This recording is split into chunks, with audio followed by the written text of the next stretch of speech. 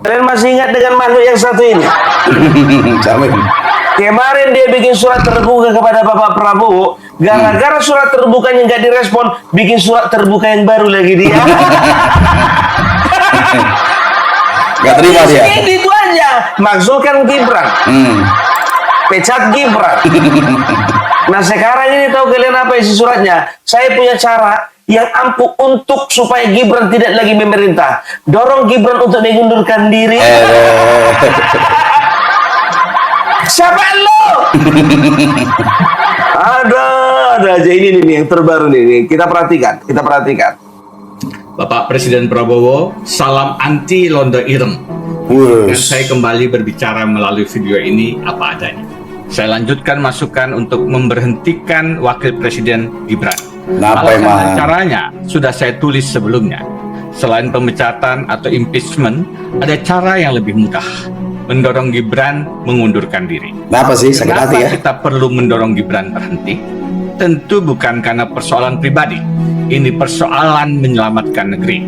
Presiden Gibran adalah dosa kolektif bangsa yang memang perlu dikoreksi. Segera. Membiarkan dosa itu semakin lama bertahan, membuat Indonesia semakin kehilangan harapan. Kita semua mafhum bahwa Gibran menjadi wapres, bahkan menjadi calon wakil presiden, sejatinya bukan karena integritas moral ataupun kapasitas intelektual, tetapi karena faktor Jokowi. Bagi Prabowo, Gibran adalah golden ticket untuk mendapatkan dukungan Jokowi. Bukan Jokowi sebagai pribadi, tetapi Jokowi sebagai presiden dengan seluruh aparat kuasa dan anggaran negaranya. Sebab Jokowi dengan cawe-cawenya adalah syarat utama untuk menang dalam sistem pemilu yang syarat politik. Maka langkah korektif memberhentikan Gibran bukan hanya perlu, tapi niscaya. Terlebih dengan krisis ekonomi, dugaan skandal publik, serta potensi skandal pribadi, pemberhentian Presiden Prabowo bukan tidak mungkin terjadi. Jika Presiden Prabowo jatuh, secara konstitusi kita akan punya Presiden Gibran Raka Buming Raka. Terus kenapa? Indonesia itu bukan berita suka, Sakit tetapi banget sih, Bang. kabar duka. Itu malapetaka. Karena itu memberhentikan Gibran adalah solusi utama bagi bangsa. Ada satu cara lebih mudah untuk memberhentikan Wapres Gibran, yaitu mendorongnya mengundurkan diri. Pasal 8 Konstitusi mengatur, jabatan Wakil Presiden kosong jika mangkat, berhenti, diberhentikan, atau tidak dapat melakukan kewajibannya. Mangkat artinya wafat, berhenti artinya mengundurkan diri, diberhentikan melalui impeachment.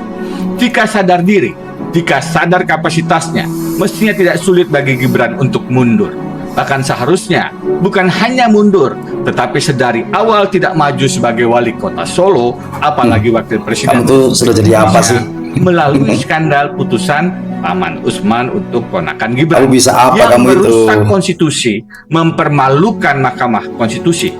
Terlebih dalam Indonesia terkini, budaya mundur tiba-tiba menjadi etika pejabat negara. Yang terakhir adalah Gubernur BI Peri Warjio. Sebelumnya ada Ketua BGN Nanik Deang, pimpinan OJK, pimpinan KPK Firly Bahuri dan Lili Pantoili, dan jangan lupa Ketua Umum Partai Golkar Erlangga Hartarto. Apakah mereka mundur atau dimundurkan? Apakah mundur menjadi exit strategi dari potensi kriminalisasi atau ancaman perkara? Sayangnya kita tidak tahu dan hanya bisa menduga-duga. Apapun, kalau Wapres Gibran mencari alasan untuk mundur, tidak sulit mendapatkannya. Menurut keyakinan saya, syaratnya hanya dua: tahu diri dan tahu malu. Kamu itu yang tahu diri. Sadar bahwa kapasitas moral dan intelektualnya belum memadai, tahu malu, sadar bahwa dia belum waktunya dan belum mampu memimpin negara sehebat Indonesia. Terakhir, kebersamaan politik yang dilandasi kepentingan sesat-sesaat untuk semata pemenangan pemilu tidak akan bertahan lama. Hikayat mesra Bapak Presiden dengan Pak Jokowi, menurut saya tinggal menunggu saat wafat bin mangkat. Hanya menanti siapa yang menjadi pengkhianat, menjadi londo ireng. Kalau ditanya kepada PDI Perjuangan, sang londo ireng sudah jelas sosoknya, sudah jelas kepalsuannya. Tanya saja pada Mas Roy Suryo. Bapak Presiden, saya hakul yakin Wapres Gibran bin Jokowi perlu mundur. Sekarang gini, kita beda sedikit demi sedikit. Ya. Aku mau kita cerdas dulu pagi hari ini. Ya, setuju. Aku bilang sama kalian, ya, kalau untuk hal-hal selain Roy Suryo, aku ingin berusaha mencerdaskan diri.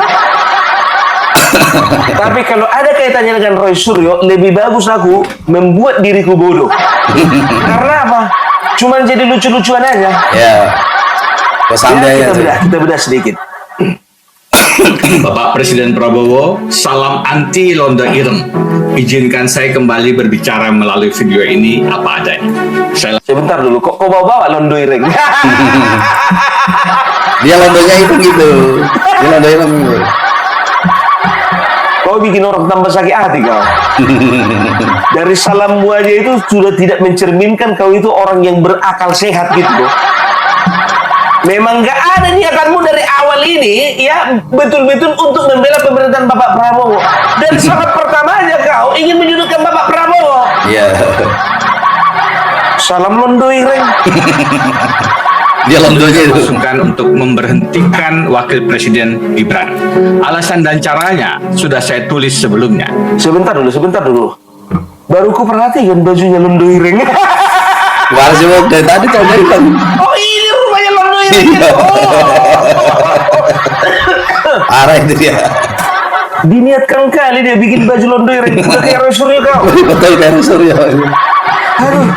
Parah. Selain pemecatan atau impeachment, ada cara yang lebih mudah, mendorong Gibran mengundurkan diri. Kenapa kita perlu mendorong Gibran berhenti? Tentu bukan karena persoalan pribadi. Ini persoalan menyelamatkan negeri. Wakil Presiden Gibran adalah dosa kolektif bangsa yang memang perlu dikoreksi. Sebentar dulu. Dosa kolektif bangsa. Sedangkan kau beberapa tahun yang lalu, ya, terjerat dalam kasus korupsi. Mampus tuh. Itu Kapok. jelas-jelas korupsi itu. Iya. Walaupun sampai 10 tahun ini status tersangkamu nggak tahu tak kayak mana ngambangnya gitu loh. Ini korupsi 1, 2, 3, 4, 5, 6. Kolektif. yang menggambarkan dosa kolektif bangsa itu sebetulnya kau. Gimana kasus 6 kasus itu yang menjerat kau kemarin itu? Nah itu bongkar pun. Gayamu. Segera membiarkan dosa itu semakin lama bertahan. Nah, itu dosa membuat kamu tuh. Indonesia semakin kehilangan harapan. Kita semua mafhum bahwa Gibran menjadi wapres, bahkan menjadi calon wakil presiden, sejatinya bukan karena integritas moral ataupun kapasitas intelektual, tetapi karena faktor Jokowi. Bagi Prabowo, Gibran adalah golden ticket untuk mendapatkan dukungan Jokowi. Sebentar. Ya, ini paling enak ini untuk dibahas ini, ya. Ya, Gibran itu adalah golden ticket. Jadi Gibran itu menjadi wakil presiden karena faktor Jokowi. Aku bilang sama kau, kalau nggak ada Joko Widodo, nggak akan mungkin Gibran menjadi wakil presiden. Kan begitu. Karena apa? Hari pertama Gibran Raka Buming Raka itu lahir, ya, antara pernikahan, ya, oleh karena pernikahan, hasil pernikahan Bapak Joko Widodo dengan Ibu Iriana, bukan hasil pernikahan Refli Harun dengan yang itu, atau pernikahan Egy Sujana dengan istrinya, atau pernikahan antara Dedi Indrayana dengan istrinya. Kalau misalnya Gibran Raka Buming Raka anak daripada Dedi Indrayana, maka akan patut kita katakan bahwasanya Dedi Indrayana yang menyebabkan Gibran itu menjadi wakil presiden. Karena apa? Gibran anaknya Dedi Indrayana. Dedi Indrayana kebetulan ini pura-puranya aja ya. Kebetulan Dedi Indrayana adalah presiden ke-7. Paham sampai di sini Dedi? Betul yang gue bilang itu karena Bapak Joko Widodo, karena Gibran itu anaknya. Tapi kalau presiden kita yang ke-7 namanya Guntur Romli dan anaknya kebetulan namanya Gibran Raka Buming Raka, maka bahasanya akan sama. Gibran Raka Buming Raka bisa jadi presiden oleh karena bapaknya Guntur Romli. Dikatakan kan golden ticket. Sekarang begini, gue bilang sama kau, dalam politik nggak ada yang namanya polos-polos aja. Dalam politik itu ada kalkulasi, ada hitung-hitungan. Kalau misalnya seorang calon presiden, Bapak Prabowo, Ganjar Pranowo, setelah itu Anies Baswedan, ya, ini kalkulasi politiknya harus matang. Kenapa? Ketika dia maju sendiri tidak ada faktor pendukung, maka mungkin saja seorang Prabowo akan kalah pamor dengan Anies Baswedan. Begitu juga Anies Baswedan, ya. Kalau misalnya dia maju sendiri saja, faktor kemenangannya itu mungkin nggak bertambah karena lawannya mungkin Ganjar. Nah, uniknya ya Pilpres sekarang ini 2024 kemarin ya, faktor wakil presiden itu, cawapres itu menjadi faktor penentu kemenangan. Dan ingat, juga merupakan faktor penentu kekalahan.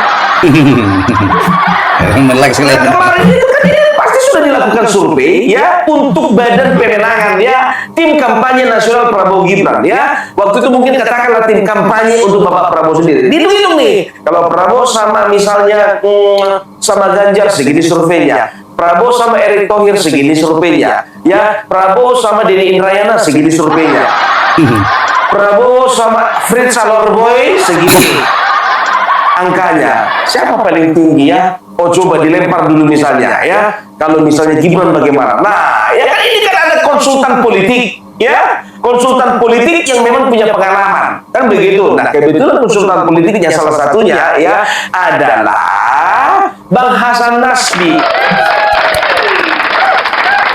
Beliau adalah orang yang memiliki andil, yang punya andil dalam kesuksesan Bapak Joko Widodo 2 periode berturut-turut. Beliau konsultannya. Nah, konsultan politik ini ya ada Hasan Nasbi, mungkin juga ada dari koalisi-koalisi yang tergabung di dalam lingkaran Bapak Prabowo, mungkin diambil ya, diminta arahan ya atau pendapat dari Golkar bagaimana, dari PAN bagaimana, dari Demokrat dan bagaimana, dari yang lain bagaimana. Nah, muncullah satu nama yang namanya Gibran Rakabuming. Nah, ini kalkulasinya ini sudah matang. Karena apa? Gibran ya, beliau adalah anak daripada Bapak Joko Widodo ya, yang mewakili atau merepresentasi kehadiran Bapak Joko Widodo di pemerintahan berikutnya ya. Itu dia. Jadi makanya aku bilang sama kalian ya, faktor penentu ya seorang presiden tahun 2024 kemarin itu bukan hanya dari presidennya saja, tapi juga jadi dari wakilnya. Makanya ya jangan pernah kalian mau coba-coba pisahkan antara Bapak Prabowo dengan Gibran. Kenapa? Tanpa Prabowo, Gibran akan mungkin jadi wakil presiden. Dan ingat, tanpa Gibran, Bapak Prabowo juga belum tentu jadi presiden.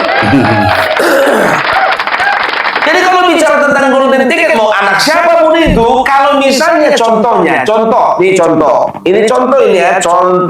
ya, kemarin Bapak Joko Widodo waktu mencalonkan diri menjadi ya calon presiden waktu tahun 2014. Kenapa beliau tidak mengangkat atau tidak mengkalkulasi anak presiden sebelumnya itu yang pantas untuk mendampingi dia?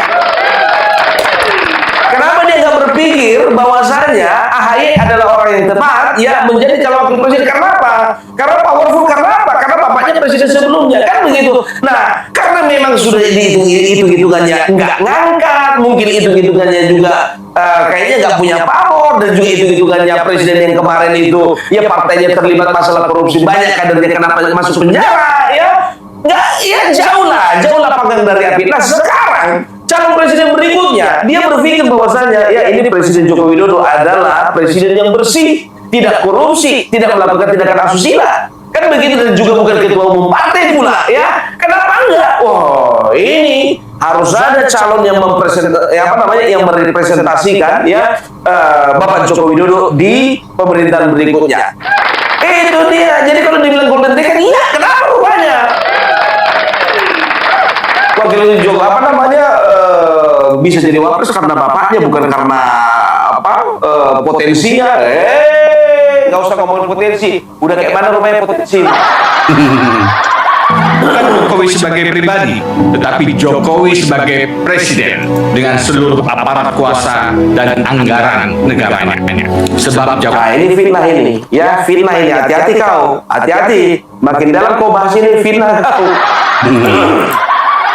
Jokowi Jokowi dengan anggarannya dan aparatnya, ya. Selama ini kita sudah lihat kalau memang kemarin ya Pilpres kemarin ya 02 diwarnai dengan kecurangan-kecurangan, ya. Kan keberatan kan sudah diajukan ya ke MK, ya. Yang 01 ya tidak terima dengan keputusan daripada KPU. 03 juga tidak terima karena apa? Ya, katanya ada kecurangan-kecurangan yang masif, ya, yang terstruktur, masif dan juga sistematis. Kalau gitu. Nah, sekarang begini, semuanya itu diuji nggak? Semuanya diuji. Dihadirkan nggak saksi-saksinya? Dihadirkan saksi-saksinya. Dihadirkan buktinya nggak? Dihadirkan buktinya. Tapi tetap MK mengatakan dan memutuskan bahwasannya pemenangnya adalah 02. Jangan kau bilang gara-gara anggaran, gara-gara aparat. Gak bisa kau bilang kayak gitu, kawan. Itu namanya fitnah itu. Ingat kau bilang sama kalian ya, tujuan kawan ini bukan karena sayang dengan Bapak Prabowo, tidak. Tujuan kawan ini dan juga teman-temannya ini, model-model seperti ini betul-betul ingin menghancurkan pemerintahan Bapak Prabowo. Yang ditembak Gibran Raka Buming Raka sebetulnya tujuan mereka itu ada merusak semuanya, merusak Bapak Prabowo, merusak Gibran, merusak pemerintahan. Enak aja. Jokowi dengan cawe-cawenya adalah syarat utama untuk menang dalam sistem pemilu yang syarat politik uang dan kecurangan. Maka langkah korektif memberhentikan Gibran bukan hanya perlu, tapi niscaya. Terlebih dengan krisis ekonomi, dugaan skandal publik, serta potensi skandal pribadi, pemberhentian Presiden Prabowo bukan tidak mungkin terjadi. Apa? Mana ya? Lama nih. Aku nanya ini, kau sedang menuduhkan apa dengan Bapak Prabowo? Sedang menuduhkan apa terhadap Bapak Prabowo? Sakit hati kau gara-gara suratmu nggak direspon. Dedi Indrayana, kau itu bukan siapa-siapa, kau itu tersangka dan terjerat alam kasus korupsi. Bos lo mah bos. Udah putra kayak gitu semuanya. Kalau kau dibandingkan aku dengan kau, lebih cocok aku jadi wakil presiden kalau memang keinginanmu jadi wakil presiden. Sedangkan kau sama aku, ya lebih cocok aku jadi wakil presiden. Andai-andai. Mana ada wakil presiden gitu tepung partai. Makanya biar ada. Boleh. Kenapa? Aku tidak pernah terjerat kasus korupsi. Di Indonesia ini paling aneh, tersangka kasus korupsi bisa keluar-keluar. Sudah juga lama. Jika Presiden Prabowo jatuh, secara konstitusi kita akan punya Presiden Gibran Raka Buming Raka. Doanya udah jelek kan? Doanya udah jelek jika Bapak Prabowo jatuh. Jika Bapak Prabowo jatuh. Jika Bapak Prabowo jatuh, ya kalau konstitusi ya memang betul Gibran jadi presiden. Gak masalah. Apa emang? Dari sini aja pun juga sebetulnya udah kebaca isi kepalamu, kawan. Udah kebaca. Bagi Indonesia, itu bukan berita suka, tetapi kabar duka. Itu malah petaka. Karena kalau misalnya kami katakan, kau bilang katakan apa tadi? Kalau Bapak Presiden Prabowo jatuh dan Gibran menjadi presiden, ini adalah kabar duka. Itu dari kalian pendukung Anies Baswedan, kan begitu? Kalau misalnya dari kami mayoritas masyarakat mengatakan ya bahwasanya ya kalau misalnya Anies Baswedan menjadi presiden atau wakil presiden, itu adalah kesialan yang terjadi, kesialan terbesar dari bangsa ini semenjak berdiri. Gimana kira-kira? Terima nggak kau? Nggak terima kau kan? Ini kan narasi doang ini ya. Banyak kali gayamu. Kau dari partai mana? Cek. Dari partai mana? Cek. Masih aktif ya kau di partai itu? Atau yang nyuruh juga dari partai itu? Aku nanya. Pengen tahu aja.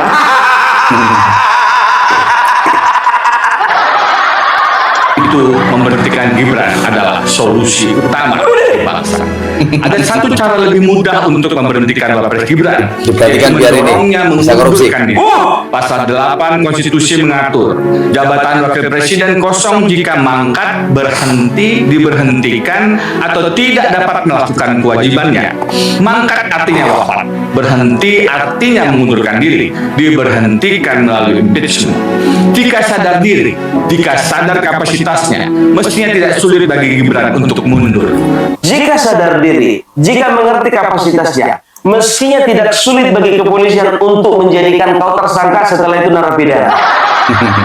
Kenapa menjadi menguap? Kenapa ngambang? Jika sadar diri, harusnya kau gak ngomong seperti ini. Jika sadar diri, harusnya kau gak tampil di permukaan. Jika sadar diri, kau harusnya tidak menilai Mas Gibran. Nilai diri sendiri sendiri, kawan. Bukan lebih baik kau daripada Mas Gibran, sosok kayak gitu kau. Nah, kalau kau itu gak dianggap, sedangkan bukannya bilang apa? Sedangkan ex-TNI oknum purnawirawan yang sudah punya pengalaman di negara ini menjadi pembela tanah air, menjadi abdi negara, itu aja nggak mempan bagaimana cara memasukkan Mas Gibran itu. Sampai sekarang mereka masih mencari-cari tahu bagaimana caranya, dan itu nggak dianggap. Sedangkan yang ada pangkatnya jenderal-jenderal itu nggak dianggap sama Bapak Prabowo, apalagi lamongan tersangka gitu loh. Arah itu loh. Jondo hilang. Bahkan seharusnya bukan hanya mundur, tetapi sedari awal tidak maju sebagai wali kota Solo, apalagi wakil presiden Republik Indonesia, melalui skandal putusan Paman Usman untuk ponakan Gibran yang merusak konstitusi, mempermalukan Mahkamah Konstitusi. Terlebih dalam Indonesia terkini, budaya mundur tiba-tiba menjadi etika pejabat negara. Yang terakhir adalah Gubernur BI Peri Warjio. Sebelumnya ada Ketua BGN, pimpinan OJK, pimpinan KPK Firly Bahuri dan Lili Pantoli, dan jangan lupa Ketua Umum Partai Golkar Erlangga Hartarto. Diam dulu kau. Diam dulu kau ya. Yang pertama Gubernur Bang BI, yang kedua Naning SDA. Kalau Gubernur Bang BI mungkin dia tidak siap untuk menghadapi tekanan. Karena apa? Sekarang ini sekarang ini pertumbuhan ekonomi itu sekarang sedang menjadi ujian. Ini akan menjadi beban dan dia nggak siap menerima beban itu. Nah ini SDA, banyak pihak yang mengatakan bahwasanya dia ini nggak mungkin terlibat, ya. Banyak dari netizen juga mengatakan seperti itu. Ini menjadi beban, makanya mereka mundur. Tapi lebih tepatnya nanti SDA mundur karena apa? Bukan karena hal yang lainnya. Kalau dia bilang katanya dia mau berubah. Mas Gibran nggak perlu berobat. Denny Indrayana, kamu yang perlu berobat dan juga perlu bertobat. Erlangga Hartarto, ya, kenapa dia harus mundur? Ya mungkin juga itu kan urusan internal partainya. Kenapa rupanya? Ngapain kok kaitkan dengan Mas Gibran? Nggak aja kerjamu. Budaya mundur adalah menjadi budaya Indonesia. Sekarang begini, kalau kau memang sadar diri, serahkan diri kau kepada polisi. Pak, memang betul saya yang melakukan korupsi. Gentle loh. Jangan cuma budaya malu itu kau terapkan kepada orang lain, sementara budaya malu itu nggak ada kau terapkan sama dirimu sendiri. Di mana kemaluanmu? Rasa malumu, Bung. Tunjukkan kepada kami di mana kemaluanmu. Opung Parabela kayaknya ada yang salah deh. Rasa malu, Opung. Rasa malu. Nggak salah kan? Berani, keberanian. Takut, ketakutan. Malu, Memalukan. Memalukan. Parabela itu konotasinya negatif itu. Oke, aku perbaiki ya. Rasa malu. Di mana rasa malumu, Denny Indrayana?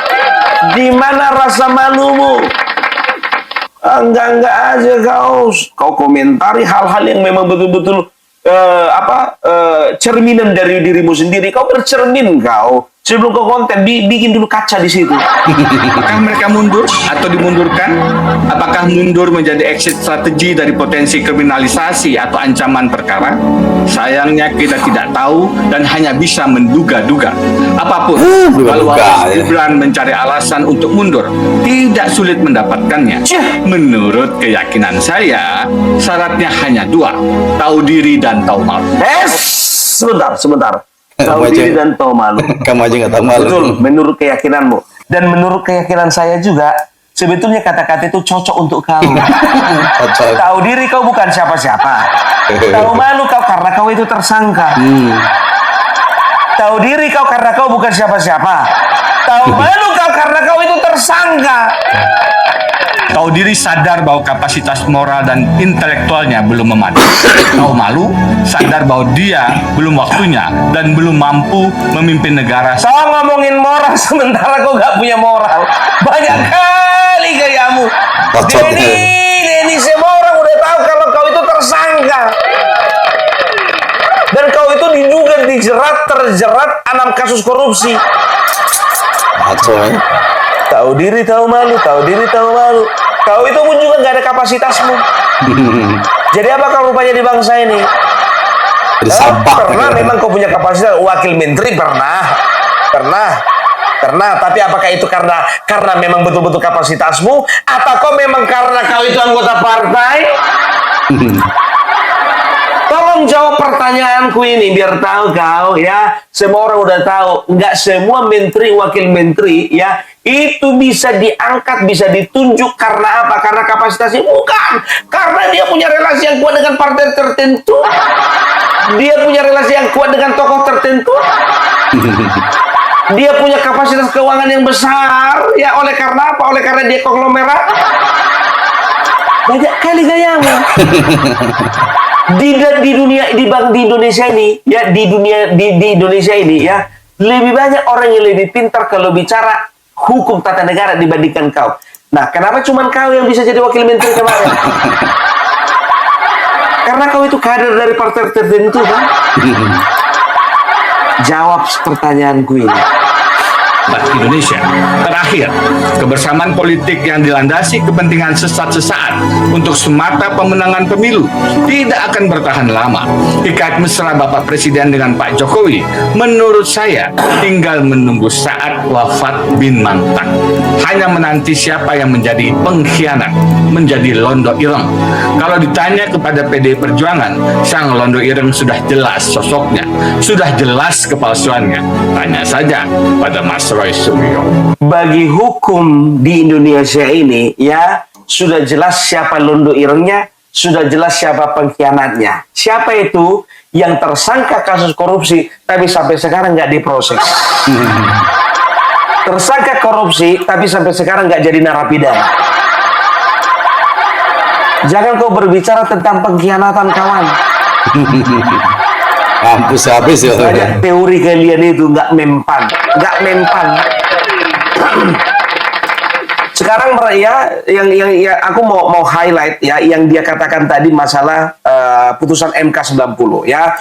Jadi putusan MK 90 ya itu sebetulnya sudah clear ya, Karena apa ya? Karena kemarin itu yang menggugat undang-undang pemilu itu bukan dari Mas Gibran sendiri, tapi yang menggugat undang-undang pemilu itu adalah mahasiswa dari Universitas Surakarta yang bernama Almas. Dan aku baru tahu ternyata Almas ini ya anak dari ketua umum ya masyarakat anti korupsi, MAKI, Masyarakat Anti Korupsi Indonesia ya. Kalau nggak salah namanya si Boimin ya, ya.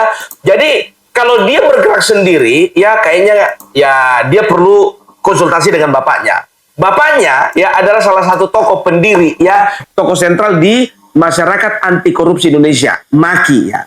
Nggak ada yang bisa dipertentangkan dari hal ini. Nah, Almas ini menggugat ke MK ya undang-undang pemilu ya, dan sehingga gugatannya diterima. Setelah ada uji, gugatannya diterima, dan ini efeknya ini bukan hanya kepada Mas Gibran, tapi ini berefek kepada siapapun anak bangsa yang ingin mendapatkan posisi atau jabatan tertentu. Ya, Nah, aku bilang, ku tanya dulu sama kalian, emangnya ada undang-undang yang tidak bisa digugat? Semua undang-undang bisa digugat ketika undang-undang tersebut tidak sesuai dengan Undang-Undang Dasar 1945. Entahkah itu undang-undang pemilu, entahkah undang-undang kepolisian, entahkah itu undang-undang TNI, entahkah itu undang-undang perampasan aset, entah apapun itu judulnya undang-undang itu, ketika dia tidak berdasarkan ya dengan Undang-Undang Dasar 45 bisa digugat. Kubacakan sama kalian. Semua undang-undang ya yang berlaku di Indonesia pada dasarnya bisa digugat ke Mahkamah Konstitusi jika isi atau proses pembentukannya dianggap bertentangan dengan Undang-Undang Dasar Negara Republik Indonesia tahun 1945. Ya, gugatan ini disebut sebagai pengujian undang-undang atau judicial review. Jadi yang pertama itu ya semua undang-undang bisa digugat. Jenis pengujiannya ya setelah digugat diuji dulu. Jenis pengujiannya ya yang pertama pengujian material ya menguji isi ayat pasal atau bagian dari sebuah undang-undang yang dinilai merugikan hak konstitusional warga negara. Tidak ada batas waktu untuk pengujian ini ya. Nah yang kedua pengujian formil menguji proses pembuatan undang-undang, prosedur pembahasan atau hal teknis pembentukan yang tidak sesuai aturan hukum. Batas waktunya adalah 45 hari sejak undang-undang tersebut diundangkan ya. Jadi ada dua jenis, pengujian material dan juga pengujian formil. Siapa saja pihak yang bisa menggugat? Nah, ku kasih tahu sama kalian ya. Syarat pihak yang bisa menggugat, legal standing ya. Tidak semua orang bisa asal menggugat. Permohonan harus memenuhi kualifikasi kerugian hak konstitusional yang meliputi perorangan warga negara Indonesia, kesatuan masyarakat hukum adat, badan hukum publik atau privat, lembaga negara. Jadi Almas ini maju ya sebagai perorangan warga negara Indonesia. Beliau itu warga negara Indonesia, bukan warga negara Bangladesh, bukan warga negara Yaman, bukan warga negara Myanmar, Indonesia. Semua bisa menggugat. Contoh undang-undang yang sering digugat. Yang pertama, Undang-Undang Pemilu. Yang kedua, Kitab Undang-Undang Hukum Pidana, Undang-Undang TNI, Undang-Undang Pers, dan semua produk undang-undang lain yang disahkan DPR dan pemerintah. Udah clear ya? Udah clear ya. Jadi kalau bicara tentang masalah keputusan MK nomor 90 itu sudah jelas, sudah clear ya. Jangan pernah lagi ada yang mengungkit-ungkit. Karena memang bukannya bilang apa. Dia kalau nggak salah sama si Uceng ya, mereka ini dari awal mereka sudah menggugat ya, dan mereka berusaha untuk membatalkan keputusan MK nomor 90. Ada rekam jejaknya sama aku. Asa ya. Nah yang lucunya lagi tahu kalian ya, dia mengatakan begini ya, dia katakan begini. Bapak Presiden Prabowo, ya kalau saya jadi presiden, saya akan tunjukkan bagaimana caranya ya memberantas korupsi seperti pengalaman yang saya alami. Kau ajari ikan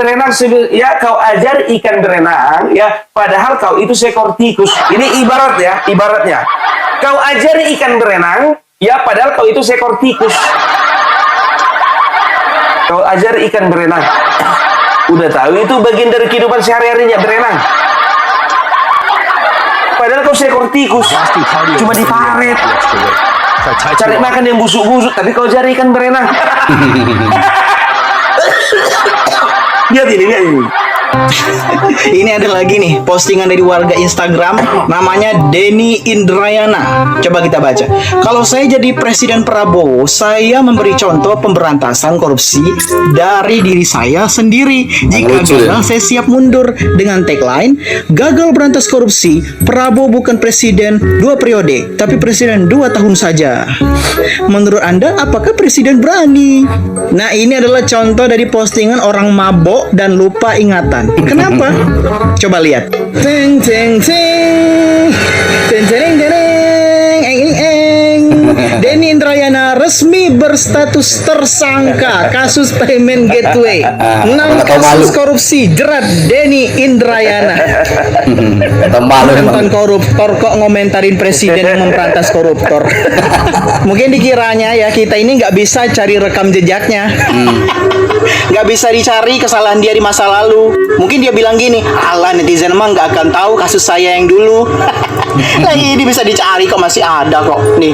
Ya cuman beda zaman aja. Lu ketahuannya pasti zaman Pak Jokowi. Ya semisalnya dulu yang menang Pak Prabowo bukan Pak Jokowi, ya lu ketangkep juga. Dan saya pastikan lu nggak akan bikin nih postingan seperti ini sekarang. Nah inilah kalian ini ya, pasukan terjal yang suka sekali lupa ingatan, amnesia seketika, sok paling ngerasa kalian itu tidak punya dosa di masa lalu, sok paling suci, sok paling agami, sok-sokan ngasih masukan ke presiden, harusnya gini, harusnya gitu, tapi diri sendiri begini. Ini ya pesan saya buat para terjalan dongo-dongo, hasibu anfusakum, koreksi diri kalian dulu. Nah kalau kalian udah bener, ya udah boleh ngoreksi orang lain. Lah ini diri sendiri pernah jadi koruptor, tapi sok-sokan ngasih masukan ke presiden, harus gini, harus gitu, koruptor ini harus diberantas, kalau nggak bisa berantas, ya mundur aja, dih. Dan kalau saya jadi Denny Indrayana sekarang, saya tidak akan main sosmed. Kenapa? Karena saya punya malu. Saya nggak mau dikasih panggung warau ini kemana-mana. Karena saya mantan koruptor. Masa iya mantan koruptor dikasih panggung, masih muncul di media-media? Itu namanya nggak tahu malu. Emang dia tidak tahu malu. Dia bilang kalau kau nggak tahu malu. Masa mau kau paksakan kata-kata itu kepada wakil presiden kami? Oh, Denny. Bang Deddy nggak tahu malu. Memang ini keterlaluan kawan ini. Dan ternyata biar tahu kalian ya, Denny Indrayana ini pernah ya, pernah dia ini dinaikkan statusnya menjadi tersangka karena apa? Barreskrim Polri menyatakan telah menaikkan status perkara laporan dugaan ujaran kebencian dan berita bohong dengan terlapor Denny Indrayana ke tahap penyidikan. Laporan tersebut terkait dengan bocornya putusan MK soal sistem pemilu. Kelar kau. Kabar Reskrim Polri, Komjen Agus Andrianto mengakui laporan masyarakat tersebut sudah tahap penyidikan dan masih berproses. Dengan peningkatan status tersebut, artinya penyidik telah menemukan dugaan unsur pidana di kasus yang menyeret mantan Wamenkumham Denny Indrayana. Namun belum ada tersangka yang ditetapkan dalam perkara ini. Kabar Reskrim menyebut polisi masih memerlukan keterangan sejumlah ahli sebelum melakukan gelar perkara. Polisi juga tengah mengusut dugaan perbuatan keonaran yang dilakukan Denny dalam kasus tersebut. Denny Indrayana dilaporkan ke Barreskrim Polri pada Rabu 31 Mei. Orang-orang seperti kalian ini ya, yang nggak dapat kue, nggak dapat jabatan, nggak dapat kedudukan ya di zaman Bapak Joko Widodo. Oleh karena apa? Karena mungkin saja zaman Bapak Joko Widodo itu dimonitor. Mana-mana orang yang beres otaknya sama yang nggak beres otaknya. Mana-mana orang yang beres moralnya dengan orang yang nggak beres moralnya. Makanya sebagian besar daripada kalian itu nggak bisa dapat kedudukan di zaman Bapak Joko Widodo. Karena apa? Karena memang ya kalian itu dinilai nggak bisa kerja, nggak bisa apa-apa, bikin rusuh, korupsi. Zaman siapa? Refli Harun dipecat Jokowi. Zaman siapa? Said Didu dipecat Jokowi. Makanya Zaman banyak siapa? juga. Anies Baswedan dipecat Jokowi. Jadi sebetulnya satu modelnya kalian. Cuman satu alasan Bapak Joko Widodo tidak ingin orang-orang seperti kalian itu ada di dalam lingkaran pemerintahan. Karena apa? Bapak Joko Widodo nggak mau negara ini makin rusak. Betul memang rusak, tapi rusak itu kan ada persentasenya, ya kan? Katakanlah zaman Bapak Joko Widodo, ya rusaknya itu katakanlah 10%. Beliau nggak akan pernah biarkan bangsa ini rusak menjadi 80%. Dengan ya menempatkan orang-orang yang udah nggak punya kapasitas, koruptor, nggak loyal, bikin rusuh. Kacau ya. Si gajang mucung. Apa itu si gajang mucung? Besar mulut. Ya. Jadi itu gue bilang sama kau Denny Indrayana, ya tolong kau koreksi dirimu, ngaca dulu kau ya sebelum ya engkau memberikan kaca atau cermin kepada orang lain, ya bercermin dulu kau dengan cermin yang sama. Oke? Itu dulu dari Bung Parberak, salam NKRI, NKRI.